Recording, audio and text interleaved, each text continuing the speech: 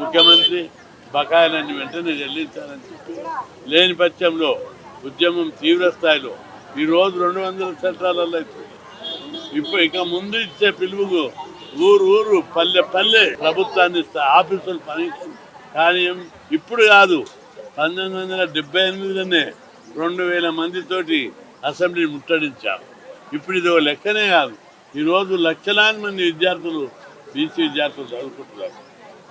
మేము పోరాడి అనేక స్కీములు పెట్టించుకున్నాం. స్కాలర్షిప్లు, ఫీజు రియంబర్స్మెంట్, హాస్టళ్ళు, గురుకులాలు దేశంలో ఎక్కడ విధంగా ఇక్కడ పెట్టించుకున్నాం. మేము చదువుకుంటుంటే ఈ అగ్రకుల ప్రభుత్వాలు కోరుస్తలేవు. పదవులు మీకు, చదువులు మాకు వద్దా అని పిల్లలు అనుకుంటున్నారు. మేము కనీసం చదువుకోవద్దా? ముఖ్యమంత్రులు మీరే, మంత్రులు మీరే, కాంట్రాక్టర్లు మీరే, కాలేజీలు మీరే. కనీసం మాకు పిల్లలు చదువుకోవద్దా? చదువుకొని నీకే కూడా బతకనివరా అని చెప్పి ఈరోజు మేము సవాల్ చేస్తున్నాము. ఇప్పటికైనా ప్రభుత్వం, ముఖ్యమంత్రి గారు తీరావాలి. లేని పక్షంలో ఎవ్వరు రాష్ట్రంలో మంత్రులు, ఎమ్మెల్యేలు లేదా సెక్రటరీలు కూర్చొని గప్పాలు కొట్టుడు కాదు, ప్రెస్ కాన్ఫరెన్స్లో మాట్లాడడం కాదు. పిల్లలను చూడండి, వాళ్ళ బతుకులు ఎట్లున్నాయి. 3 ఏళ్ల నుంచి బకాయిలు ఇవ్వకపోతే ఎట్లా చదువుతారు? చాలా హాల్ టికెట్స్ ఇస్తలేరు, ఎగ్జామ్ ఫీజు కట్టుకుంటలేరు, చదువు క్లాసులకు హాజరు కానిస్తలేరు. ఈ విధంగా ఘోరంగా విద్యా సంస్థలన్నీ తయారైనాయి. కొన్ని విద్యా సంస్థల మీద ఒత్తిడి ఎత్తమంటే వాళ్ళ కాలేజీలకు లెక్చరర్లకు జీతాలు ఇస్తలేరు. ఇంటి అద్దె గట్టగా చాలా కాలేజీలు మూసేసిర్రు. వాళ్ళ పరిస్థితి ఘోరంగా అయింది. అందుకే ప్రభుత్వం ఇప్పటికే సగం కాలేజీలు మూతపడ్డాయి. డిగ్రీ ఇంటది ఇక ముందిట్లే ఉంటే కాలేజీని మూతపడితే ప్రభుత్వం మీదకి లాఠీలు పట్టుకొని వస్తారు. ప్రజలు తిరుగుబాటు చేస్తారు. లాఠీలు, గట్టెలు, రాళ్ళు తీసుకుని తిరగబడతారు. ఇప్పుడు ప్రపంచంలో ఎక్కడైతే ప్రజలందరినీ వేధించారో అక్కడ అందరు ప్రజలు లాఠీలతోటి, రాళ్లతోటి తరిమి కొడుతున్నారు.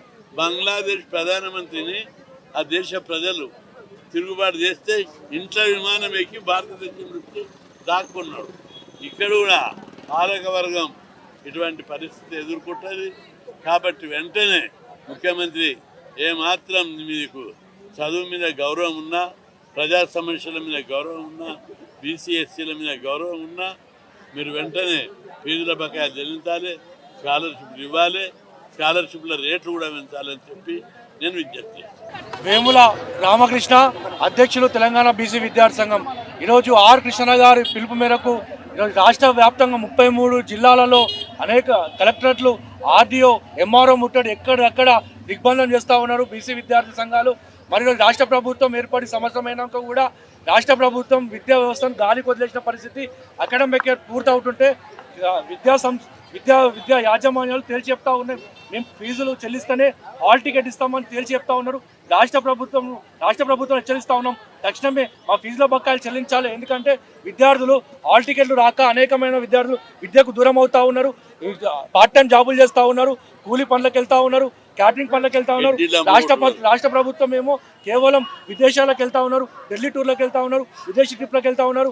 రాష్ట్ర ప్రభుత్వం రాకముందుకు ఏం చెప్పింది? మేము విద్యార్థుల పక్షాన ఉంటాం, నిరుద్యోగుల పక్షాన ఉంటామని చెప్పిన రాష్ట్ర ప్రభుత్వం. ఈ రాష్ట్ర ప్రభుత్వం ఏర్పడిన తర్వాత ఒక లిక్కర్కు ఒక శాఖ మంత్రి పెట్టింది, కానీ విద్యకు ఒక శాఖ మంత్రి పెట్టలేదు. రాష్ట్ర ప్రభుత్వం హెచ్చరిస్తా ఉన్నాం, తక్షణమే పెండింగ్లో ఫీజుల బకాయిలు చెల్లించాలి. 14,75,000 మంది విద్యార్థులకు ఆదుకోవాలని రాష్ట్ర ప్రభుత్వం హెచ్చరిస్తాను.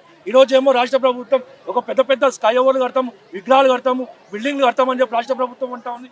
విద్యార్థి తెలంగాణ కీర్తి ఏ విధంగా పెరుగుతుంది? ఒక విద్యార్థి చదువుకొని ఉన్నతమైన స్థాయిలో ఉంటేనే ఈ తెలంగాణ ఒక కీర్తి పెరుగుతుంది. కానీ గురుకుల పాఠశాలలో దాదాపు 6 లక్షలు ఉండాల్సిన స్ట్రెంత్ 1,00,000 తగ్గి 5 లక్షలు ఉంది. దాదాపు 50,000 మంది పైగా విద్యార్థులు చనిపోయారు. దాదాపు ఇంకో 1,200 మంది విద్యార్థులు ఆసుపత్రి పాలయ్యారు. రాష్ట్ర ప్రభుత్వం ఏమో కేవలం నామమాత్రంగా తూతూ మంత్రంగా గురుకుల పాఠశాల విద్య చేస్తుంది. రాష్ట్ర ప్రభుత్వం హెచ్చరిస్తాను, తక్షణమే ఆ పెళ్లిలో ఫీజుల బకాయిలు చెల్లించాలి. గురుకుల పాఠశాలకు సొంత భవనాలు కట్టాలి. సంక్షేమ హాస్టల్ పరిస్థితి మరీ అధ్వానంగా తయారైపోయింది. ఒక్కొక్క రూమ్ లో దాదాపు 30 నుంచి 40 మంది బర్రెల దొడ్డులాగా మందొడ్డులాగా ఉన్నారు. ఒక్కో కాలేజ్ హాస్టల్ కూడా సొంత భవనం లేదు. రాష్ట్ర ప్రభుత్వం డిమాండ్ చేస్తున్నాం, తక్షణమే ఆ సొంత భవనాలు కట్టాలని కూడా రాష్ట్ర ప్రభుత్వం డిమాండ్ చేస్తున్నాం. లేని పక్షంలో ఏ విధంగా అయితే తెలంగాణ ఉద్యమం చేశామో అదే విధంగా మరో విద్యార్థి ఉద్యమానికి ఆర్ కృష్ణ గారి నేతృత్వంలో శ్రీకారం చుట్టామని రాష్ట్ర ప్రభుత్వం హెచ్చరిస్తా ఉన్నాం. ముఖ్యమంత్రి రేవంత్ రెడ్డి గారి దగ్గరనే విద్యాశాఖ ఉంది, విద్యాశాఖ మీద ఒక సమీక్ష సమావేశం లేదు, విద్యాశాఖని తొంగలేక ప్రయత్నం చేస్తా ఉన్నారు. రాష్ట్ర ప్రభుత్వం హెచ్చరిస్తా ఉన్నాం, తక్షణమే మా పెండింగ్లో ఫీజుల బకాయిలు చెల్లించకపోతే మాత్రం రాష్ట్రం అగ్నిగుండం చేస్తామని రాష్ట్ర ప్రభుత్వం హెచ్చరిస్తాం. దానికి ముఖ్యమంత్రి గారే బాధ్యత వహించాలని కూడా రాష్ట్ర ప్రభుత్వం హెచ్చరిస్తా ఉన్నాం. ఈరోజు సినిమా చూడడానికి వెళ్ళిన ఒక కుటుంబానికి ఈరోజు రాష్ట్ర ప్రభుత్వం 25 లక్షలు కేటాయిస్తున్నారు, వాళ్ళ పక్షాన మాట్లాడుతున్నారు. కానీ ఈరోజు అసెంబ్లీలో వాళ్ళ గురించి మాట్లాడుతున్నారు. సంతోషమే, ఎవరు ప్రాణమైనా ప్రాణమే. కానీ గురుకుల పాఠశాలలో 50 మంది పైగా విద్యార్థులు చనిపోతే దానికోసం ప్రతిపక్షాలు మాట్లాడవు, గవర్నమెంట్ మాట్లాడాడు, సీఎం మాట్లాడాడు. కేవలం తూతులు మంత్రంగా ఈరోజు ఒక డిజైన్ చేసుకొని గురుకుల పాఠశాలకు వెళ్తున్నారు. కానీ మేము డిమాండ్ చేస్తూ ఉన్నాం, గురుకుల పాఠశాల చనిపోయిన విద్యార్థులకి ప్రతి కుటుంబానికి 50 లక్షలు ఇవ్వాల్సిందిగా ఈరోజు రాష్ట్ర ప్రభుత్వాన్ని డిమాండ్ చేస్తూ ఉన్నాం. వారి పక్షాన ఆర్ కృష్ణ గారి నేతృత్వంలో ఎంతవరకైనా తెగించి పోరాటం చేస్తామని కూడా రాష్ట్ర ప్రభుత్వానికి అల్టిమేటం జారీ చేస్తా ఉన్నాం.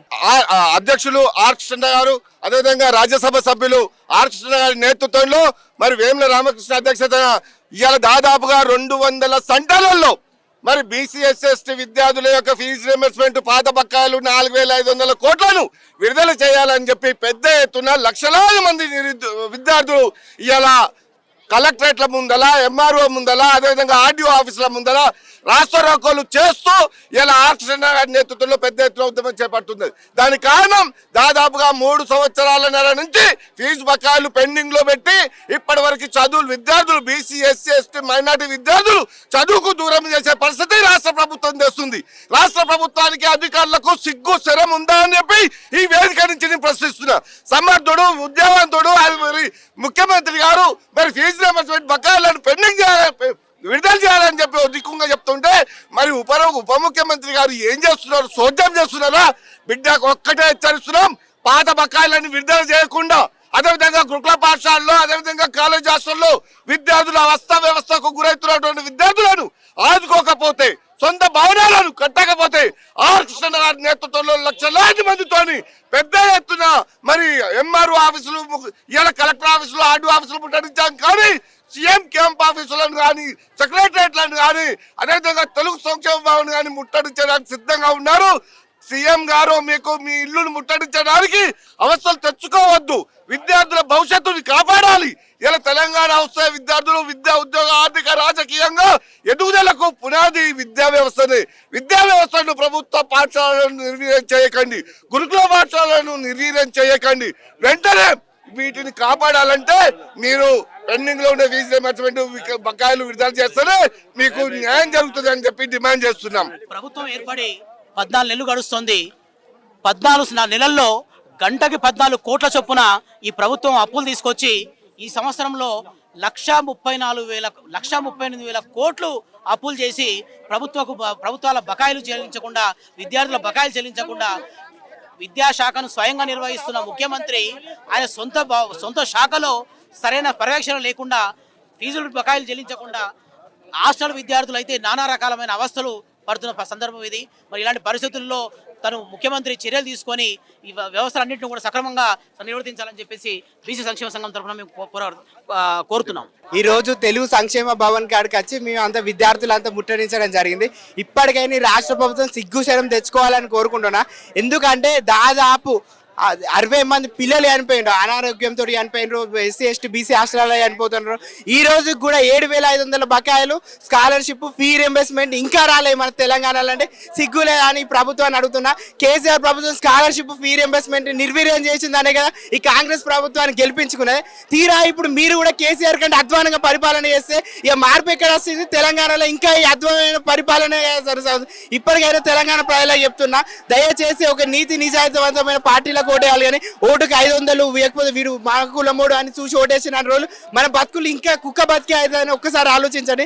దయచేసి ఇప్పటికైనా ఈ రేవంత్ రెడ్డి గారికి చెప్తున్నా, ఫీ రియంబర్స్మెంట్ బకాయిలు అలానే స్కాలర్షిప్ బకాయిలు అతి త్వరగా విడుదల చేయాలి. పిల్లలకు ఇంకా మేనేజ్మెంట్ వాళ్ళ దగ్గర సర్టిఫికేట్లు ఉంచుకొని ఎంతో ఇబ్బంది పెడుతున్నది. దయచేసి పేద కుటుంబం నుంచి ఎదిగిన రేవంత్ అన్న, నీకు తెలుసుగా పేదల విద్యార్థులు పేదల సమస్యలు నీకు తెలుసు కదా రేవంత్ అన్న, దయచేసి మీ దండం పెట్టి చెప్తారా, ఇప్పటికైనా బకాయిలు విడుదల చేయండి. పేద విద్యార్థులు ఎస్సీ ఎస్టీ బీసీ హాస్టల్లో అన్యాయంగా చనిపోతున్నారన్న. వాళ్ళు ఏ తప్పు చేయకపోయినా కూడా పురుగుల అన్నం తిని, కలుషిత ఆహారం తిని చనిపోతున్నారన్న. ఇప్పటికైనా అర్థం చేసుకోన్న రేవంత్ అన్న.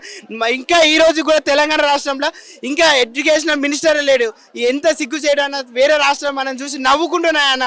దయచేసి నేను చెప్తున్నా, నవ్వుకుంటున్నాయన్న. లేకపోతే వేరే మొన్న గెలిచిన ఎన్డీఏ రాష్ట్రంలో కూడా ఎడ్యుకేషన్ మినిస్టర్ ఉన్నాడు, కానీ తెలంగాణకు సంవత్సరం అయిపోయింది కానీ మీరు గెలిచి ఇంకా ఎడ్యుకేషన్ మినిస్టర్ ఉండరు. విద్యా వ్యవస్థ సర్వనాశనం అయింది. ఎస్సీ ఎస్టీ బీసీలు అందరూ చనిపోతున్నారు, రాష్ట్రం సర్వనాశనం అయిపోతుంది. ఇంకా మీకు కనబడతలేదా అని అడుగుతున్నాను. ఫ్రీ బస్సు పేదలకు అన్న, ఈ స్టూడెంట్లకి అన్న ఫ్రీ బస్సు. ఎందరో మంది బస్ పాసుల రేట్లు పెరిగేసరికి వారు బస్ పాసులు కూడా తీసుకుంటలేరన్న. ఎందుకన్నా మా బాధ అర్థం కదా అన్న నీకు రేవంత్ అన్న. ఇప్పటికైనా కాంగ్రెస్ ప్రభుత్వం మార్పు రావాలని మా పేద విద్యార్థుల గురించి ఆలోచించాలని కోరుకుంటూ జై తెలంగాణ. హిట్ టీవీ యాప్ ని డౌన్లోడ్ చేసుకోండి. ఇందులో short news, live news, entertainment movies అన్ని అవైలబుల్ గా ఉన్నాయి. Please download Hit TV app. Hit TV app. Hit TV యాప్ని ఫ్రీగా డౌన్లోడ్ చేసుకోండి.